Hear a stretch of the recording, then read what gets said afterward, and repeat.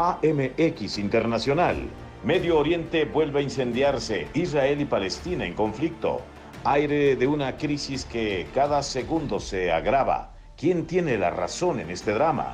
La Gran Colombia y las protestas, miles que exigen la salida de Iván Duque. AMX Internacional, con el periodista José Luis Arévalo.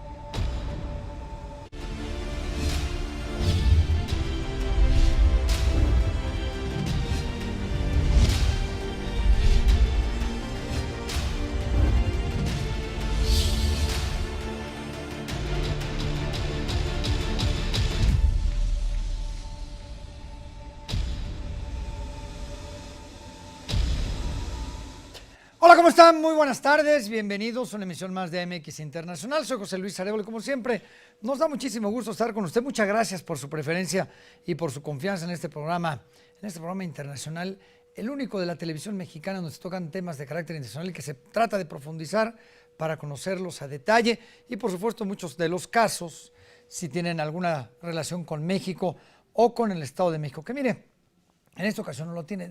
Eventualmente le iré comentando algunos detalles particulares donde pueda haber alguna relación con México de lo que vamos a hablar el día de hoy. Pero bueno, pues muchísimas gracias. Y gracias a mis compañeros que son los que hacen posible que tengamos este gran programa que está en la preferencia de ustedes semana tras semana. Hoy no podemos dejar a un lado un tema que por demás ha sido importante para la comunidad internacional. El resurgimiento o nuevamente el conflicto entre Israel y Palestina. Un conflicto que nunca ha dejado de existir desde 1948, ahorita entraremos en materia, pero que bueno, tiene sus momentos más álgidos que otros, tiene sus momentos de paz, pero tiene sus momentos complicados, como es el caso de esta ocasión. Y hoy vamos a platicar a qué se debe, por qué está pasando esto, cuál es el origen de este conflicto entre Israel y Palestina en la Franja de Gaza contra los grupos milicianos de Hamas, la Yihad Islámica, etcétera. Es un gran programa que yo le invito para que no se despegue de su pantalla, el conflicto palestino-israelí, y por supuesto que no le vamos a quitar la vista también a lo que está pasando en Colombia. Así que al final del programa, el último bloque, vamos a platicar de la situación allá, en este hermano país de Sudamérica, de Colombia, que ya lleva varios días con manifestaciones y algunos cuantos muertos a causa de los enfrentamientos con la policía. Pero bueno, antes voy con mi compañera Narendra García y con Daniel Ibáñez para que nos den el resumen de noticias internacionales más importante de las últimas horas. El presidente de Estados Unidos, Joe Biden, dijo al primer ministro israelí Benjamín Netanyahu que es partidario del cese de los sangrientos intercambios entre israelíes y palestinos. En El Salvador fue detenido Hugo Ernesto Osorio Chávez, un ex policía de 51 años. Es acusado por las autoridades como asesino serial por presuntamente ser el autor de al menos 20 muertes. El gobernador de Texas, Greg Abbott, informó en Twitter que el domingo la entidad no registró muertes por COVID-19 por primera vez desde el inicio de la pandemia. Chile votó en históricos comicios para definir a quienes elaborarán su nueva constitución. Serán 1.373 candidatos, conformados en una convención con paridad de género. Este lunes se conmemoró el Día Mundial contra la Homofobia, la Bifobia y la Transfobia. Un arzobispo croata pidió perdón a los homosexuales que se han sentido rechazados por la Iglesia Católica. Según una encuesta realizada en Brasil, el 50% de la población apoya un juicio político contra Jair Bolsonaro. El mandatario tiene una baja aprobación debido a su fallida gestión de la pandemia de COVID-19. Fuerzas Armadas de Azerbaiyán iniciaron maniobras militares con la participación de 15.000 efectivos en medio de tensiones fronterizas con Armenia. Las maniobras se extenderán hasta el 20 de mayo. Este lunes, más de 8.000 migrantes procedentes de Marruecos ingresaron en el enclave español de Ceuta, desatando una crisis migratoria sin precedentes. Hasta el momento, al menos la mitad ya fue regresado a su país de origen. El gobierno de Argentina decidió cerrar la exportación de carnes por 30 días a raíz del alza en los precios internos de la mercadería. Carolina del Sur ha introducido una ley que obliga a los condenados a muerte a elegir entre el pelotón de fusilamiento y la silla eléctrica, después de que la falta de fármacos para la inyección letal paralizara las ejecuciones durante una década. Ya estamos de regreso, muchas gracias a Narendra y por supuesto también a Daniel por esta cápsula de noticias internacionales, lo más importante. Y bueno, como lo hacemos habitualmente, buscamos durante varios días algunos memes, algunos de estos mensajes en las redes sociales que tratan de darle sentido al tema de cada semana. Y no es la excepción en esta ocasión. Y mire, el primer meme que le voy a presentar, yo tuve la oportunidad de cubrir el conflicto Israel-Palestina durante 6 meses, hace algunos años. Estuve ahí en la Intifada y siempre encontré una relación. Yo decía, y mire, perdón que lo haga, sobre todo para las personas de la comunidad israelí que nos pueden estar viendo, esta comparación que mucha gente hace entre lo que vivieron los judíos en la época del Holocausto y lo que viven los palestinos ahora con el sometimiento israelí. Y este meme lo explica perfectamente bien. Vea usted esta imagen, por demás representativa, ahí lo tiene. Quizá la única, dice, lección que nos enseña la historia es que los seres humanos no aprendemos nada de las lecciones de la historia. Y sí, tal cual, el Holocausto del lado izquierdo con el ejército nazi y actualmente lo que viven los palestinos pues, con el sometimiento, la invasión de su territorio por parte del ejército israelí. Lo iremos platicando un ratito para que usted conozca a qué me estoy refiriendo, pero pues así pasa. Mire, hay retenes militares, yo lo vi, donde las mujeres palestinas embarazadas o con sus bolsos, como sea, no pueden entrar porque el soldado israelí no los deja entrar, no los deja pasar. Es un drama, ya lo platicaremos ahorita. Bueno, este meme también por demás significativo por el apoyo que Estados Unidos le da al gobierno de Israel. Ahí lo tiene usted, ¿no? Todas las carretonadas de dinero que le llega de Estados Unidos a Israel para el mantenimiento de este Estado, pues que fue establecido después de la Segunda Guerra Mundial en el Medio Oriente, bajo el apoyo de Estados Unidos. No hay cualquier tipo de obstáculo que encuentre Israel en Naciones Unidas que no sea detenido por los Estados Unidos. Y el que sigue, bueno, pues mire, por demás ilustrativo de lo que se está viviendo ahorita. La comunidad, esto es una maravilla porque ve usted encima de la barda que va a ver ahorita, la Franja de Gaza es una gran cárcel, 2 millones de personas viven ahí adentro que no pueden salir ni por tierra, ni por mar, ni por ningún lado. La comunidad internacional y los países árabes, viendo desde la bardita, ¿no?, cómo Estados Unidos y el ejército están matando a los ciudadanos de Gaza. Oiga, que también los palestinos de Gaza bombardean territorio israelí, cierto, es cierto, y también han muerto algunas personas, pero pues totalmente desproporcionado. Así que no se despegue de su pantalla. Y como le decía, vamos a platicar también de Colombia, de este hombre que va a aparecer ahorita en su pantalla, del señor Iván Duque, presidente del país sudamericano, que tuvo la grandiosa idea de querer subir los impuestos después de la pandemia y lleva varios días de marchas, muchos muertos más. Iván Duque también es un personaje que el día de hoy en este programa vamos a platicar de la situación en Colombia.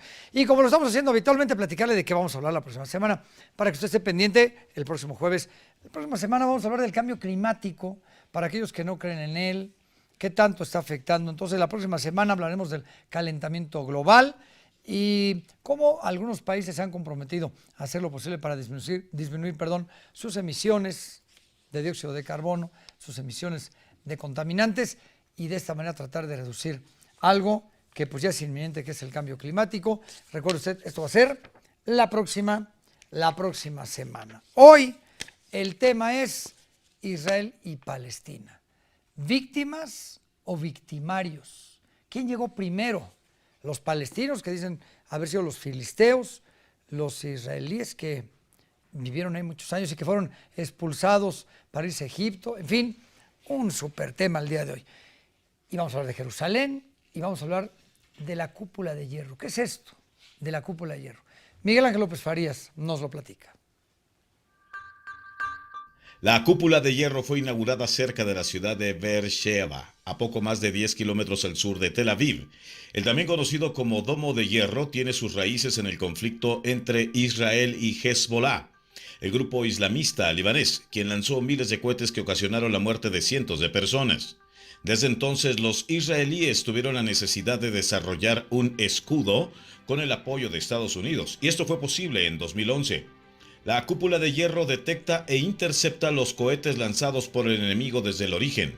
Además, calcula en milésima de segundo dónde va a caer. El sistema envía otro misil para interceptarlo y detonarlo en el aire, es decir, lo desintegra casi en el mismo lugar desde donde ha sido lanzado. Funciona como un sistema defensivo cuyo software de gestión de combate destruye los proyectiles artilleros lanzados desde una distancia de 4 a 70 kilómetros. Según un informe del ejército israelí, de los 1.050 misiles disparados, 850 fueron interceptados evitando que cayeran sobre asentamientos civiles.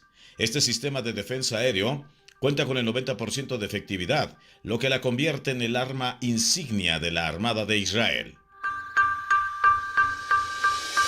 Ahí lo tiene usted, increíble cómo el Medio Oriente también es un campo de batalla para probar todo ese tipo de milicia, ¿no? De todo ese tipo de herramienta militar para poderlo utilizar quizás en alguna otra guerra. Ojalá y las cosas vayan mejorando.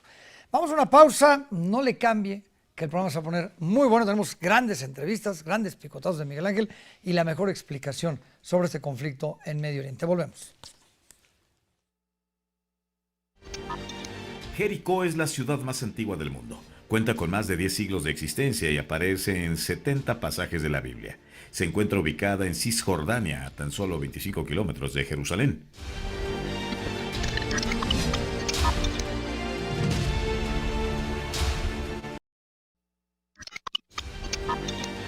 El Mar Muerto es el punto con menor elevación de la Tierra. Se encuentra a 430 metros por debajo del nivel del mar.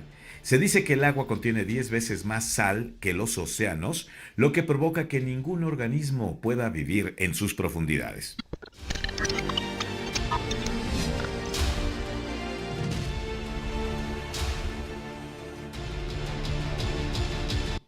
Ya estamos de regreso ya al Mar Muerto, lo que comenta Miguel Ángel ahorita al regresar del corte.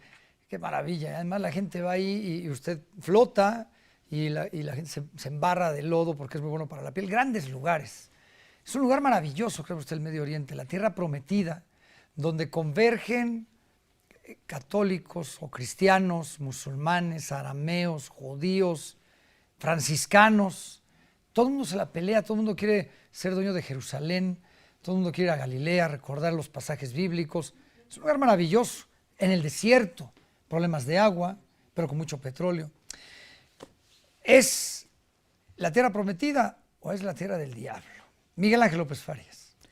Muy buena pregunta, querido Pepe. Y sí, si nos asomamos, no estamos frente a un vergel, ¿eh? La mayor parte de este territorio es solo y puro desierto. Sin embargo, un pequeño pueblo pues lo prefiere, así desde hace 5,000 años. Pero ser una nación errante les ha permitido extenderse por todo el planeta. Esta región del mundo congrega a las 3 más grandes corrientes espirituales, como citabas: el judaísmo, el cristianismo y los árabes. Y el solo hecho de que el principal ingrediente sea la religiosidad para convertirse en una de las regiones más explosivas, pues lo explica todo. El conflicto entre Israel y Palestina ha provocado decenas de miles de muertos y millones de refugiados. Se trata de un Oriente Medio hecho un polvorín, y la historia se remonta a la eterna persecución en contra de los judíos. El antisemitismo tuvo su máxima expresión en la Alemania nazi y el infierno del Holocausto durante la Segunda Guerra Mundial. Después de casi de ser exterminados, pues los judíos buscaban dónde conformar su nación. Se ha pensado, fíjese usted, en Argentina, en Uganda y en Birobidzhan. Esto queda entre Rusia y China. Pero la tradición judía hablaba de la tierra prometida y que estaba entre Palestina y Tierra Santa, una franja de 400 kilómetros cuadrados entre el mar Mediterráneo y el río Jordán. El detalle es que también para los musulmanes y los cristianos esta región es sagrada. Y todo, pues, es cuestión de tierras. Así han tejido israelíes y árabes sus conflictos. Han sido los judíos los que más ganancias han obtenido en décadas. Pues una vez que sellaron acuerdos de paz con Egipto en los tratados de Camp David, es que la guerra se concentró solo con los palestinos, mismos que han ido perdiendo su original nación. Israel es una potencia, sin lugar a dudas, con recursos económicos y armamentísticos capaces de ir pues mermando a una Palestina que es observada como una gran víctima de sus poderosos vecinos. Mientras, la tierra prometida es el epicentro del infierno mismo, como ejemplo de la mayor contradicción espiritual, Pepe, como si el diablo mismo, fíjate, escribiera este guión. Gracias, Pepe. Así es, extraordinaria comparación. Pues sí, así son las cosas allá en este lugar, que es maravilloso, creemos que es maravilloso, pero tiene toda esta complejidad que para muchos va a ser interminable. Mientras no se reconozca un Estado palestino o mientras los árabes no reconozcan al Estado israelí, imagínense de qué estamos hablando. Pero mire, antes de entrar en la materia histórica y geopolítica y cómo es que es Cisjordania y qué es la Franja de Gaza, vamos a dar un recuento de cómo están las cosas en estos días. ¿Qué está pasando en este nuevo incremento de la violencia entre los palestinos de Gaza y el ejército israelí? Y justamente vamos hasta Israel. Vamos hasta Israel con Yehuda Chamorro, periodista y productor allá en Israel, a quien le saludo con muchísimo gusto. Yehuda, muchas gracias por este enlace hasta Israel. Y bueno, pues primero que nada, esperando que estés muy bien. Gracias, gracias. ¿Cómo van las cosas en esta nueva escalada de la violencia? Ya son varios días, ya son decenas de muertos de ambos lados, donde se nota claramente dónde hay más poderío militar, ¿no? Y la Franja de Gaza pues, le ha ido muy mal. Cuéntanos, por favor. Pues las cosas siguen bastante graves.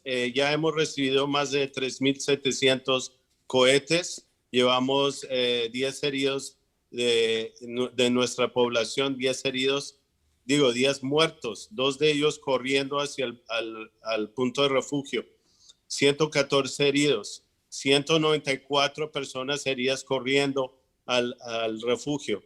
Esta no es una guerra que nosotros iniciamos, esta no es una guerra, como ustedes han dicho, Israel contra Palestina, esta es una guerra entre Israel y un grupo terrorista que tiene a una población de casi 2 millones de árabes que se llaman palestinos como rehenes. Este es un grupo terrorista que ha dicho que quiere la destrucción de Israel.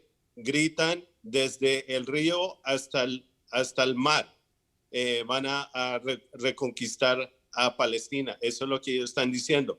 Ustedes están diciendo que ellos quieren 2 estados, uno para los árabes y uno para los palestinos y uno para los judíos, pero eso no es así, ellos quieren todo y eso es lo que ellos han dicho en su charter, en su propósito, es la destrucción de Israel. Ellos en este momento tienen 3 estados, tienen Gaza, tienen a los territorios disputados que está gobernado por el presidente Mahmoud Abbas, que también es el líder del grupo terrorista Fatah, y también Jordania. Jordania es compuesto más de 60% de árabes que se llaman palestinos. Sí.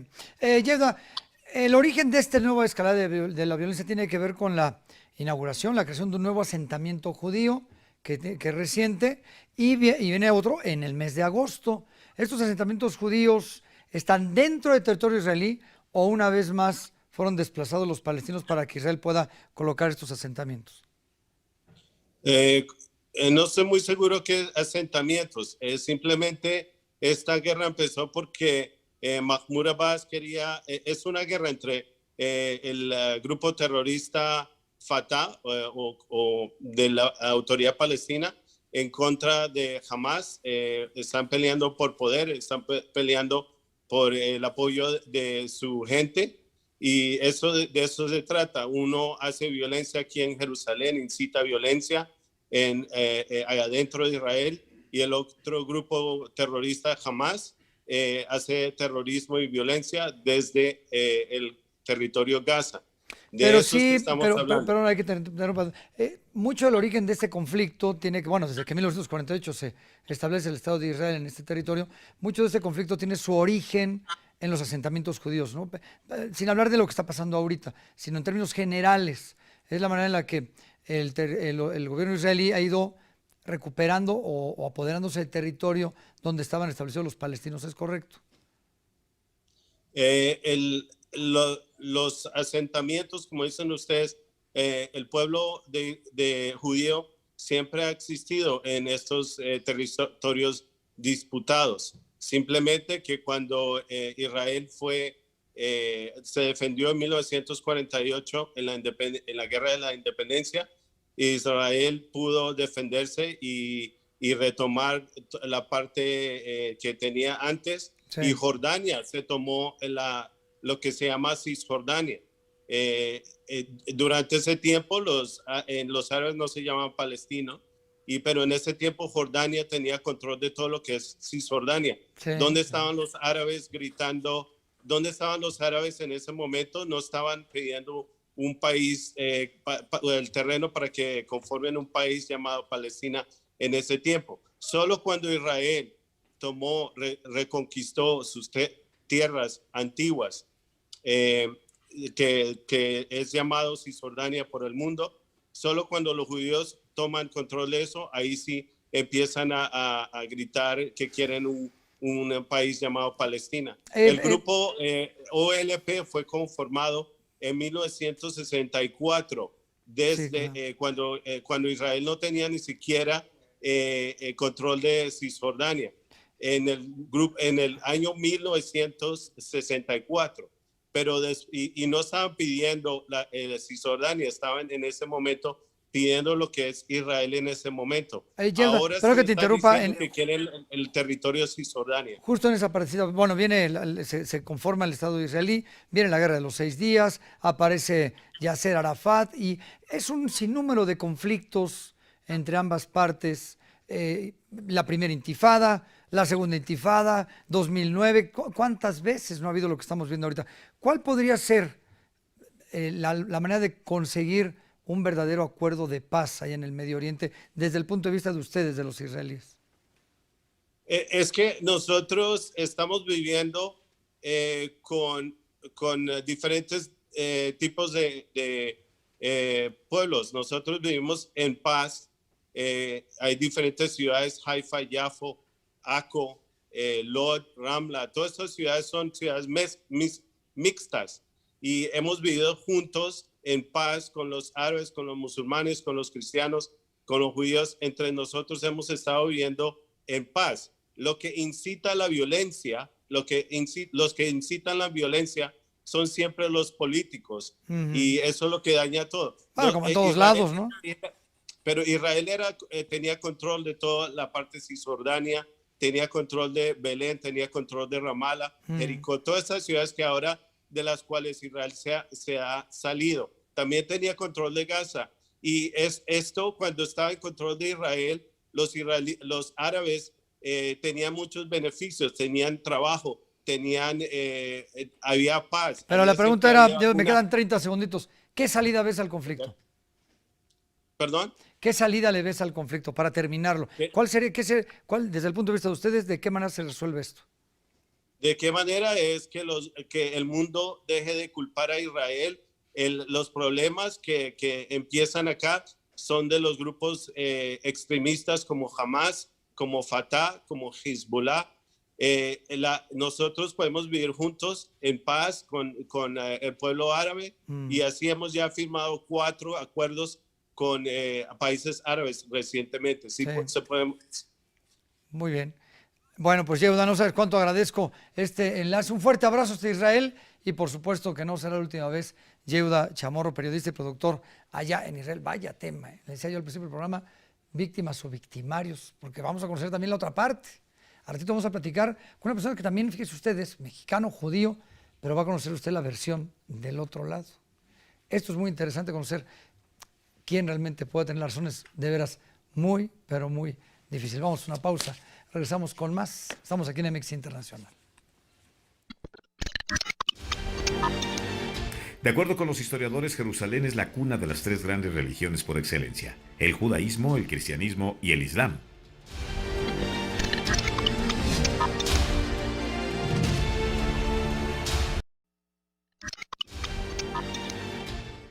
El primer libro impreso y el más leído del mundo ha sido la Biblia. Este texto fue escrito en Jerusalén y de ahí se propagó a todo el mundo, hasta que años más tarde las imprentas comenzaron a producirlo en serie.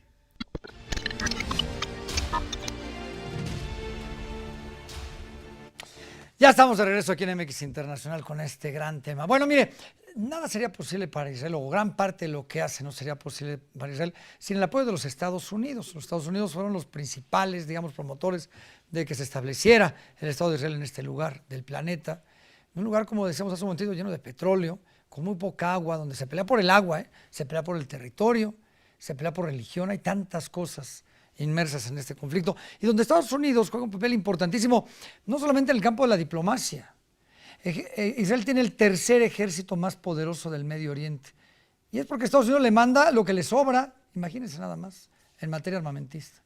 En fin, Miguel Ángel López Farías nos cuenta este compadrazgo, esta gran amistad que existe entre Israel y los Estados Unidos. Gracias, Pepe, y sí, con tintes históricos, porque Israel jugó un papel importante como aliado de los Estados Unidos durante la Guerra Fría. Digamos que se la debe, pero no solamente por eso. Lo que se ve como una alianza sospechosa entre Washington e Israel, efectivamente lo es.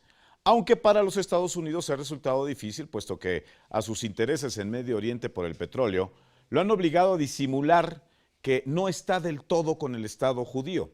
Recordemos que para los árabes, los judíos son los invasores de sus territorios. Pero bueno, vamos a regresar a la Guerra Fría, cuando la Unión Soviética tenía el dedo en el gatillo. Y los gringos necesitaban países aliados en Oriente Medio para instalar sus juguetitos, sus bases con todo y misiles. Y el único socio que encontraron en la región fue Israel.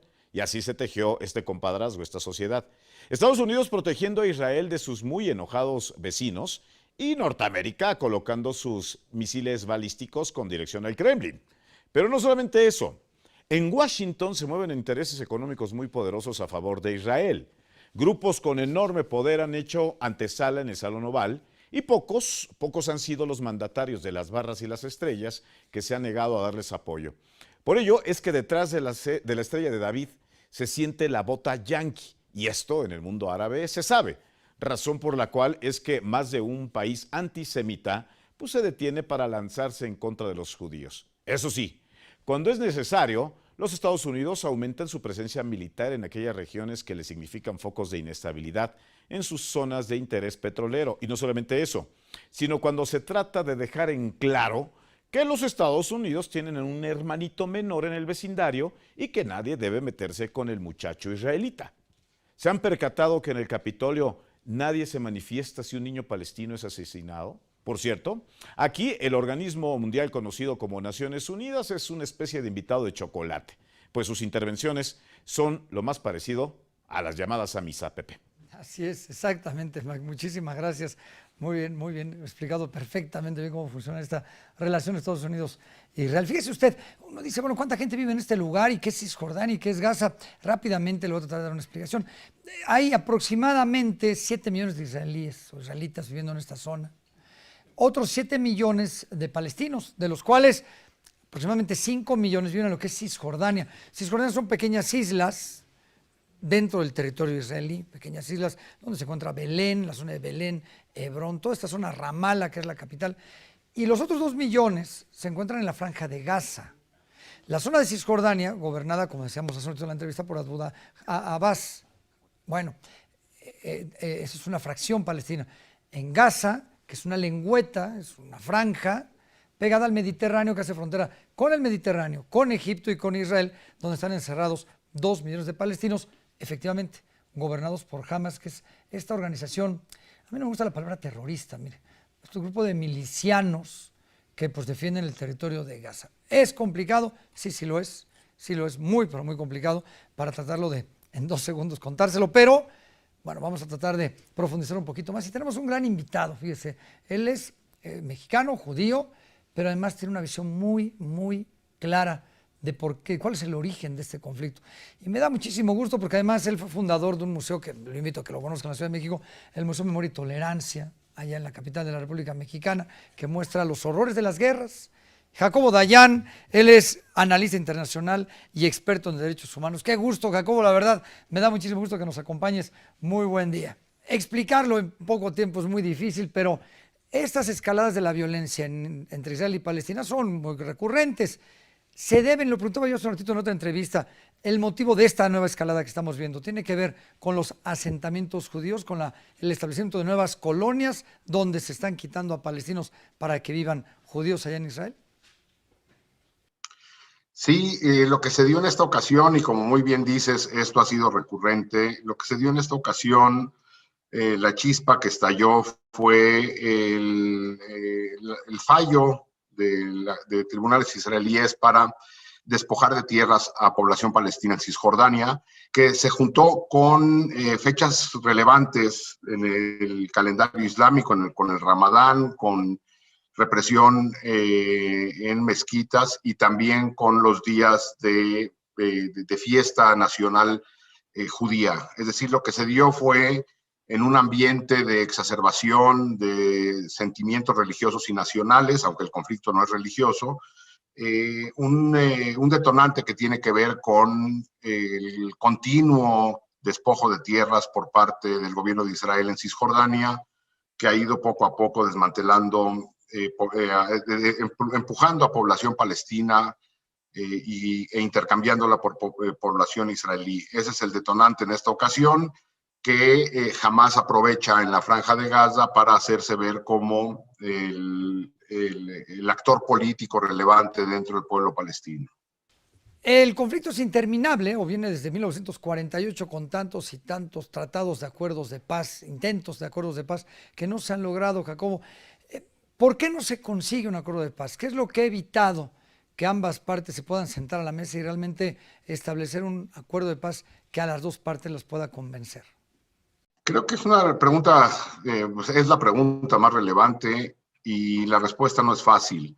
Y creo que tiene que ver con los liderazgos que ha tocado. Es decir, cuando del lado israelí ha habido liderazgos que empujan hacia la paz, del lado palestino no los ha habido. Y cuando del lado palestino hay liderazgos que buscan la paz, del lado israelí no los ha habido. Y me parece que la comunidad internacional ahí también ha jugado un papel muy importante al no presionar de manera permanente y fuerte para lograr este acuerdo, algún acuerdo.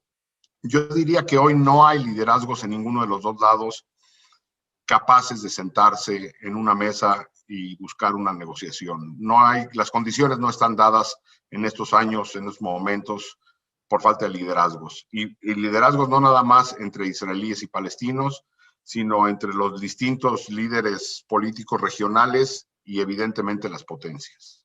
Tú eres experto en temas de derechos humanos y a la distancia vemos la disparidad en la manera de atacar. Por un lado, los milicianos de Hamas atacan cohetes.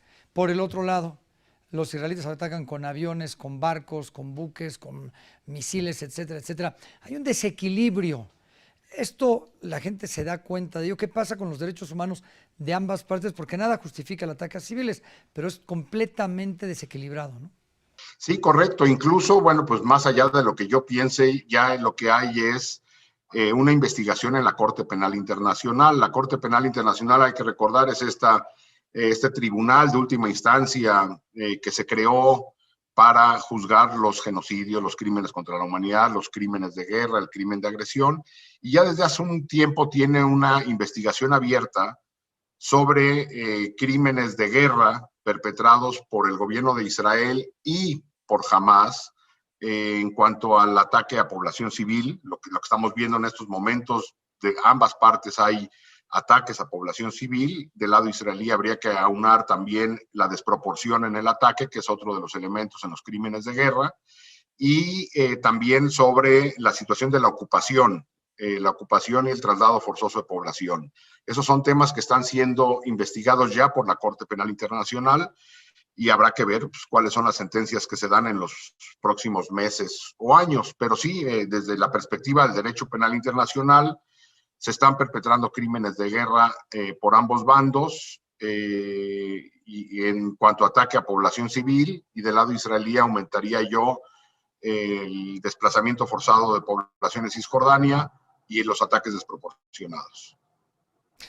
Jacobo, ¿qué salida le ves tú a no al conflicto en general, que creo que va a ser muy difícil lograr un acuerdo de paz definitivo, pero a esta escalada de la violencia, ¿qué camino le ves tú al mediano plazo, sobre todo con Joe Biden a la cabeza en la participación de Estados Unidos en esta nueva escalada?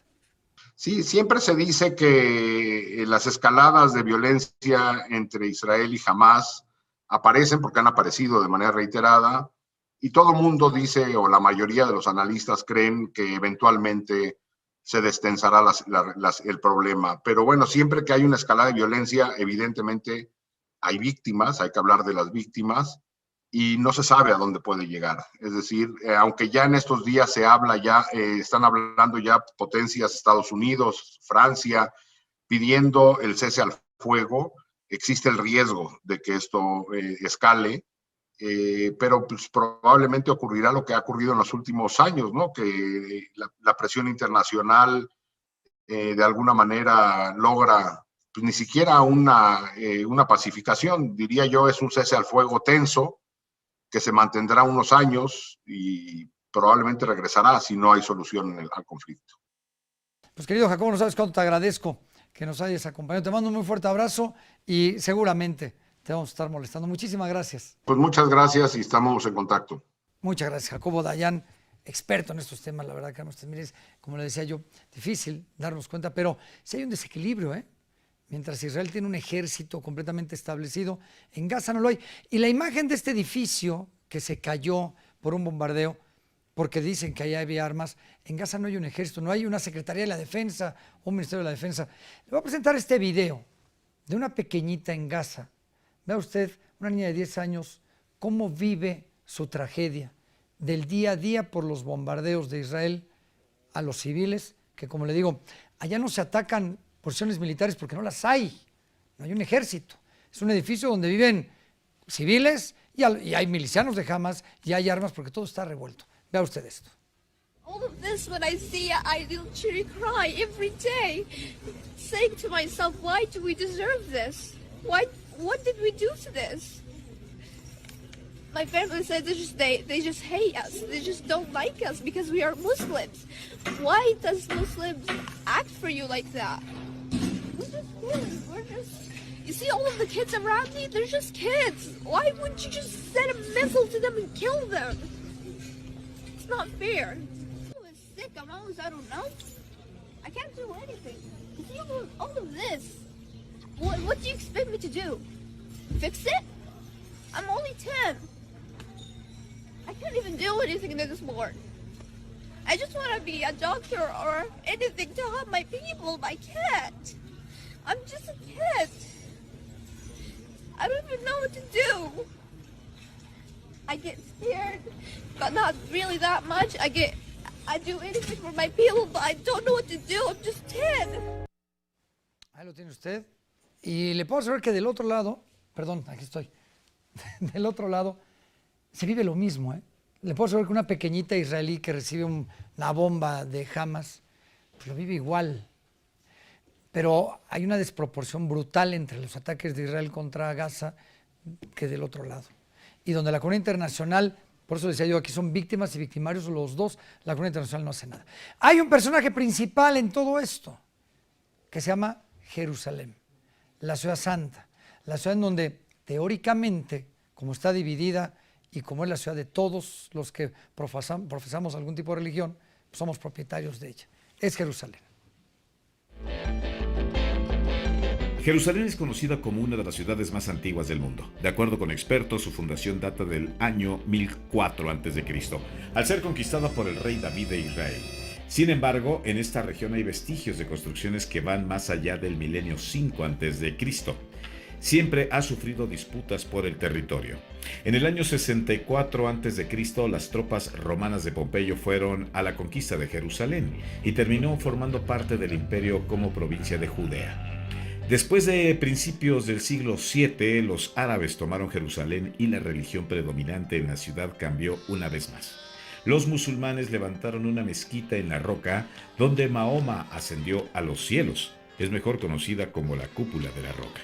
Tras 4 siglos de dominación musulmana, el Papa Urbano II anunció la Primera Cruzada, buscando instaurar de nuevo el cristianismo en la Ciudad Santa. Entre tantos conflictos llegamos a la era contemporánea. La Guerra de los 6 Días en 1967 enfrentó al Estado de Israel con sus vecinos árabes, todo a causa de conflictos ideológicos.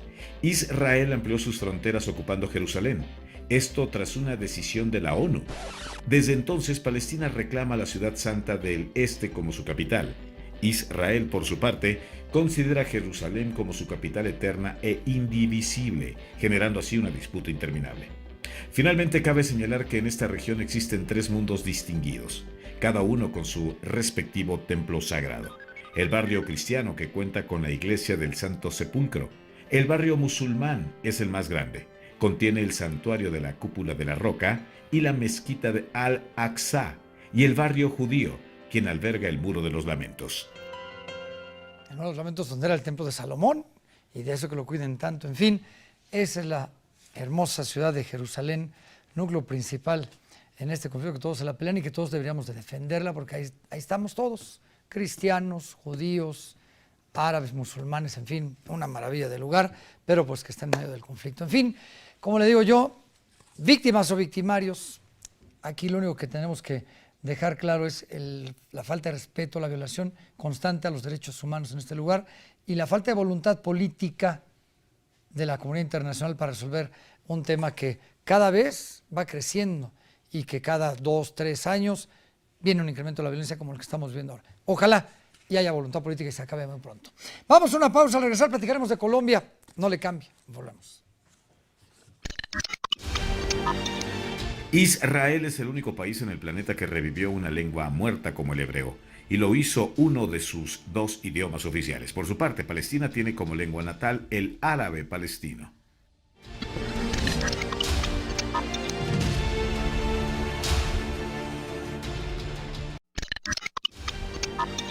Palestina fue proclamada en el exilio en Argel el 15 de noviembre de 1988, cuando el Consejo Nacional de la Organización para la Liberación de dicha región adoptó la Declaración de Independencia de Palestina de manera unilateral.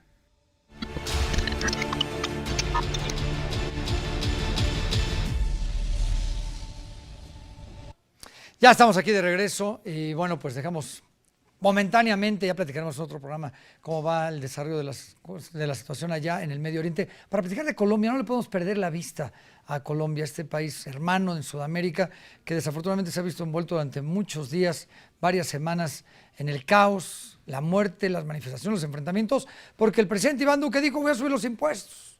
En plena pandemia y sin apoyo a sus ciudadanos, la clase media, que es la que más le ha pegado esto, pues ahora tiene que pagar más impuestos y más gasto en luz eléctrica, etcétera, etcétera. Miguel Ángel López Farías, muy a su estilo, ya lo sabe usted, preparó para usted esta cápsula, un resumen de la situación en Colombia. Las calles de Colombia han sido testigos de manifestaciones sin precedentes en la historia del país, detonadas por la reforma tributaria del presidente Iván Duque. La llamada Ley de Solidaridad Sostenible contemplaba el aumento de impuestos para la clase media y trabajadora, que es precisamente la más afectada por la pandemia. Además, incluiría el aumento de IVA a productos básicos como la luz, el agua y el gas. Como respuesta a estas medidas, organizaciones sociales, sindicales y ciudadanía en general provocaron un paro nacional el 28 de abril. Desde esta fecha, las manifestaciones masivas y enfrentamientos entre policías y ciudadanos son escenas que se repiten día con día, aunque el gobierno colombiano dio marcha atrás con la medida desde el 2 de mayo. Al día siguiente, el presidente decidió sacar a los militares a la calle en un intento de mostrar que la situación estaba bajo control. Pero esta decisión acentuó las tensiones. Tan solo en la ciudad de Cali se registraron 10 homicidios en un solo día. Desde que iniciaron las movilizaciones hasta el 10 de mayo, se registraron 52 personas asesinadas, presuntamente por el accionar de la fuerza pública. Además, 489 personas heridas, entre las cuales hay 69 defensores y defensoras de los derechos humanos. 15 víctimas de violencia sexual, 1.365 personas detenidas, 12 allanamientos, 709 denuncias por violencia policial y 548 personas desaparecidas, de las cuales solo 113 han aparecido. Colombia ha vivido muchos momentos delicados a lo largo de su historia, pero ahora parece estar recorriendo un camino desconocido, y las movilizaciones masivas son un reflejo de un descontento más amplio frente al ejecutivo de Duque. La generación que lidera las protestas en las calles creció en un país en guerra, y es por ello que, aunque ya se logró el retiro de la reforma tributaria, el pueblo de Colombia busca una mejor implementación del proceso de paz, reformar a la policía y una economía más igualitaria. Muchísimas gracias, Miguel Ángel, por el gran trabajo que realiza en nuestros programas cada semana. Pues ahí tiene usted la situación allá en Colombia. Vámonos directamente hasta allá, ¿qué le parece? Para que nos expliquen a detalle qué está pasando en nuestro hermano país sudamericano. Allá está Carlos Mauricio Muñoz, periodista e historiador en Colombia. Muchísimas gracias, Carlos Mauricio. Muy buen día hasta Colombia. Muy buenos días, enviando un abrazo gigante desde Colombia. Ya va a ser un mes de todo esto, Carlos Mauricio. ¿Se ve una luz al final del túnel o lejos de mejorar la situación se empieza a complicar más? Sí, pues es muy difícil la situación aquí en Colombia. Ya prácticamente llevamos 23 días del paro nacional y cada día, pues en algunos aspectos pareciera agravarse más por el número de muertes que se han incrementado de parte de los manifestantes, la brutalidad policial que ha estado presente en cada una de estas marchas, en cada una de estas manifestaciones, y además de eso, pues la postura radical de ambas partes, tanto de las personas pues que dicen representar a todos los marchantes, porque en realidad todos se encuentran muy atomizados a lo largo de la geografía nacional, y por otra parte pues el gobierno, que si bien ha cedido con el tema de la reforma tributaria, pues hay otros elementos que también desean negociar con él, y que definitivamente pues de llegar a hacerlo resultarían muy costosos también para la economía nacional. La reforma que proponía el presidente Iván Duque pretendía recoger 23 billones de pesos, algo así como 6.500 millones de dólares, pero las demandas que están exigiendo las personas que están protestando suman más de 80 billones de pesos, es decir, prácticamente no habría recursos para poder cubrir todos estos elementos. Precisamente en el día de hoy hay nuevas marchas en Colombia y, como les decía, infortunadamente pues han aumentado los casos de agresiones de la policía en contra de los marchantes, en contra de la sociedad civil, pero también han aumentado pues los casos de vandalismo dentro de las marchas, porque las mismas pues han sido acompañadas de incendios. Yo resido en la ciudad de Popayán, y precisamente el pasado viernes fue incendiada una de las sedes de la Fiscalía de la URI, concretamente aquí en la ciudad de Popayán, en razón a que el día anterior había sido conducida una adolescente que presuntamente sufrió un caso de abuso sexual, y posteriormente ella decidió suicidarse. Como este incendio, también ha habido muchos en otras partes del país. Oiga, Mauricio, ¿cuál sería la salida a este conflicto? Porque me queda claro que se origina por la crisis económica que ha traído la pandemia del coronavirus en Colombia. No hay ninguna mesa de negociación todavía, pero ¿cuál podría ser una salida si el gobierno sigue radicalizando su postura y por otro lado también los líderes de estas marchas no ceden? ¿Cuál podría ser el camino? Porque el gobierno es cierto que necesita dinero, pero también la gente necesita trabajo para poderlo generar. Ustedes que están allá, ¿cuál creen que podría ser la manera de salir de esto? Bueno, la situación económica de los colombianos es muy difícil. A raíz de la pandemia y de los confinamientos que nosotros hemos tenido que vivir acá, prácticamente aumentó la pobreza. La pobreza ha alcanzado el 42% aquí en Colombia.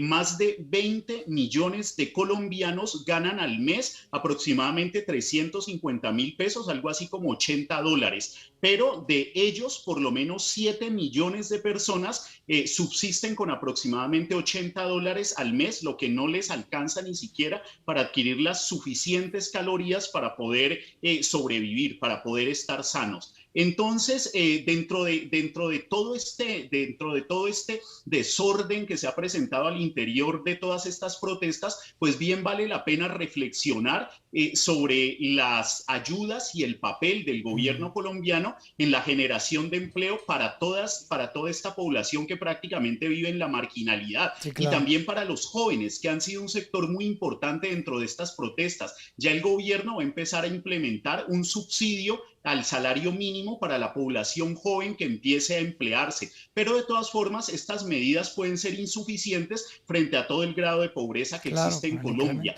Una de las soluciones que se podrían plantear a futuro, pues es crear una agenda que prácticamente es más que una agenda política, sea una agenda de desarrollo, donde se ha incluido el campo, que ha sido muy golpeado en Colombia, donde se han incluidos los más humildes, los más pobres, y además de eso, pues donde se han incluido los jóvenes. Carlos pero para Mauricio, eso se necesita un acuerdo nacional. Me queda un minutito nada más rápidamente. ¿Qué pasa con los países vecinos? Porque cuando hay estas crisis, luego mucha gente se pueden ir a Perú o se pueden... ¿Hay alguna alerta en los países vecinos de que colombianos no emigren para salir de este problema? No, todavía no se ha presentado eso. Antes, por el contrario, Colombia ha recibido a cerca de 4 millones de venezolanos que pues están huyendo de la difícil crisis que hay en su país. Y esto ha incrementado el nivel de pobreza en Colombia, porque las personas que han emigrado de Venezuela pues han venido a buscar trabajo acá en Colombia y han sido acogidos por los colombianos. Pero en este momento no se está presentando caso de migraciones de colombianos hacia otros países. Esperemos que eso pues no se dé en el corto plazo, sino que se puedan solucionar estos problemas. Querido Carlos Mauricio, qué gusto. Muchísimas gracias por este enlace y te estaremos molestando más adelante si nos lo permites. Aquí tienes tu casa. Muchas gracias. Encantado de saludarlos, estimado José Luis. Un abrazo a todo el pueblo mexicano. Muchas gracias, Carlos Mauricio Muñoz, periodista e historiador allá en Colombia. Así están las cosas en Sudamérica. Vamos a estar muy pendientes en los distintos espacios informativos de la Agencia Mexicana de Noticias y por supuesto aquí en MX Internacional de lo que pasa en Colombia, que es un referente. Ojo, como dicen en el barrio, échese ese trompo a la uña. Lo que está pasando en Colombia no vaya a ser aplicado en otros países donde las medidas de los gobiernos o el no actuar de los gobiernos pueda generar algún tipo de problema. En fin, ahí se lo dejo sobre la mesa. Nos vamos. No sin antes, como siempre, agradecerle su preferencia. Ya sabe, este programa se repite los sábados, no se lo pierda. Si no tuvo oportunidad de verlo hoy, o vuelva a verlo, no pasa nada. A nombre de mis compañeros, muchas gracias y gracias a todos ellos. Pásela bien, hasta la próxima semana.